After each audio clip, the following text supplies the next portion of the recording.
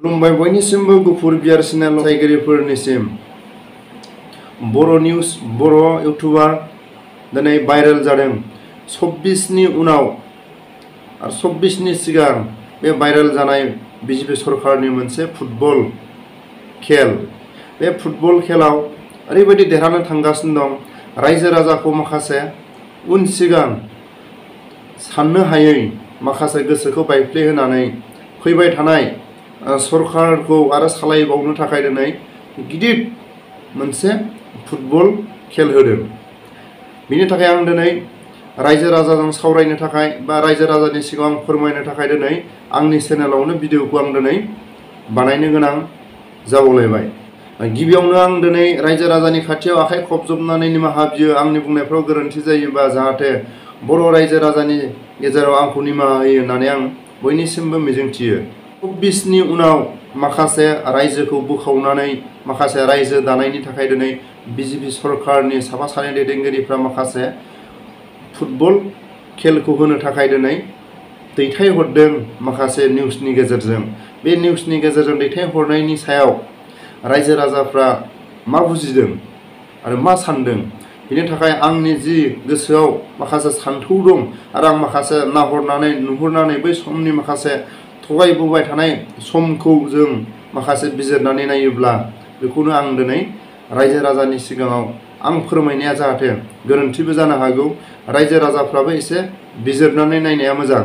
दिनै इउटुबार दिनै बर' निउसफोरनि गेजेरजों बर' रायजो राजानि गेजेराव दिनै रायजो राजानि जानानै दिनै बर' लिडारफोरनि खाथियाव सोंस्लुदों बा खावलायदों।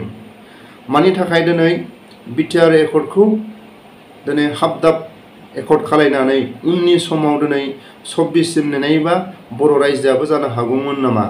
बिनि थाखाय दिनै माखासे बर' इउटुबारफ्रा बर' निउस लागिरिफ्रा दिनै बर' रायजो राजानि जानानै दिनै बर' रायजो राजानि गेजेरनिफ्राय दिनै बर' लिडारफोरनाव मोनसे कुइसन एन्सार सोंदों।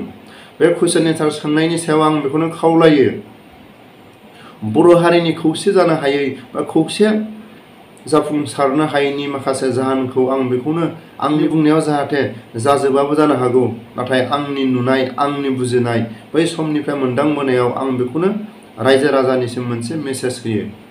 बर'फोरनि खौसे जानो हायै माखासे जाहोना मा? गिबियावनो आं बेखौ बुंगोन बै समनिफ्रायनो जेब्ला आबसुआ जोनोम जादों जोनोम जानायनि उनाव बर' रायजो राजाखौ लानानै आबसुनि दैदेनगिरि मेलेमजिबिफ्रा बै समनिफ्राय माखासे बर' रायजो राजानि माखासे सान्थौफोरखौ देरहासार खालामनो थाखाय स्टेप बा थाखो थांनाय। माखासे दिनै जांख्रिथायारिफ्रा माखासे दिनै गुबुन आफादफ्रा खेबसेनो थाखो स्टेप थांनायखौ खेबबेसे दुखु दाहा खेबबेसे गथ' गथाय बिमा बिफा गोमाजाबावनो बिनि थाखायनो गोजौनिफ्राय जोबजासिम माखासे जांख्रिथायारिफ्रा नांनायनि माखासे नांबोदोंमोन। बे नांबोनायनि सायाव दिनै बर' हारिफोरनि खौसे गैयैयाव दिनै माखासे गुबुन जांख्रिथायारिफोरनि साननाय हनायफोरखौ दिनै सोरबा दिनै लिडारफोरनि दिनै सोरबा दिनै मेलेमजिबिफोरनि सोरबा दिनै लिडारफोरनि सायाव माखासे जांख्रिथायारिफोरनि माखासे दिनै गोजौनिफ्राय खेबसेनो अराय समसिम थैनाय थांनाया बेमारजों थैस्लाय हारिनि थाखाय दिनै अराय समनि थाखाय देरहासार जानो थाखाय दिनै गिदिर सिमांखौ लानानै दिनै जांख्रिथायारिफ्रा दिनै गावनि बिमा बिफाखौ नागारनानै गावनि बिदा फंबायफोरखौ नागारनानै दिनै थै आरो जिउखौ बावबोदोंमोन। बेफोरनि थाखाय दिनै सोरबाया दिनै स्टेपजों थांनो लुगैयो सोरबाया खेबसेनो गोजौनिफ्राय फैनो लुगैयो दिनै बर' हारिनि गेजेराव खौसे गैयैनि थाखायनो दिनै जाफुंसाराखै। बिनि थाखायनो आं खावलायो बर' रायजो राजाफोरनि माखासे सान्थौफ्रा अराय समनि थाखाय जुदि साननो गोनां जायोब्ला दिनै माखासे लिडारफोरनि आबसुनि बै समनि माखासे मेलेमजिबिफ्रानो बै समाव गिबि माखासे दिनै थाखो स्टेपआव बरायबोबाय बर' एकर्डखौ। अब्ला अराय सम बिदिनो दिनै दावगालांनायनि मिजिंखौ बर' रायजो राजाफ्रा दिनै अराय समनि थाखाय सिबिदों।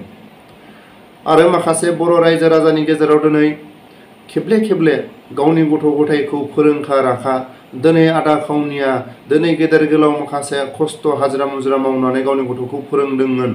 फोरोंनानै दिनै अरनबारि गेजेराव बर' हारिनि थाखाय जांख्रिथायारि जानानै गावनि आगोमा बिमा बिफाखौ नागारनानै दिनै गावनि बर' हारिनि दिनै जांख्रिथायारि जानानै सासे दिनै बिर जोहोलावनि महरखौ लानानै दिनै अरनबारि गेजेराव थैगोमानो गोनां जाबाय। सोरबा आर्मि पुलिसनि आखायाव थैगोमानो गोनां जाबाय। दिनै माखासे बर' रायजो राजानि सान्थौफोरखौ नाहरोब्ला माखासे रायजो राजा दिनै जांख्रिथायारिफोरनि साननाय बायदियैनो दिनै दंमोन। माखासे दिनै सोरबा दिनै फानजारियाव थानानै गुबुन गुबुन रायजोनि माखासे सान्थौफोरजों जेराव थानानै दिनै गोसोखौ गिदिर लादोंमोन। अराय सम माखासे सरखारजों दावहा नांनायाव गोरलै, माखासे दिनै टेबोलाव जिरायनायाव माखासे दिनै मेलेमजिबिफोरखौ गुबुन मेलेमजिबिफोरखौ गाग्लोबनो हानाया जोंनि थाखाय दिनै साननो गोनां होननानै रन्जन दैमारिया बै समाव जेलाव थानानै जेलनि बाहेरायाव माखासे सम फैनानै दिनै बुंदोंमोन रायजो राजाफोरखौ। बे अराय सम दिनै मोगथां महर जानानै फैबाय। दावहा नांनाया दिनै गोरलै खोथा, दिनै आन्दालन खालायनाया दिनै हरखाबनि खोथा।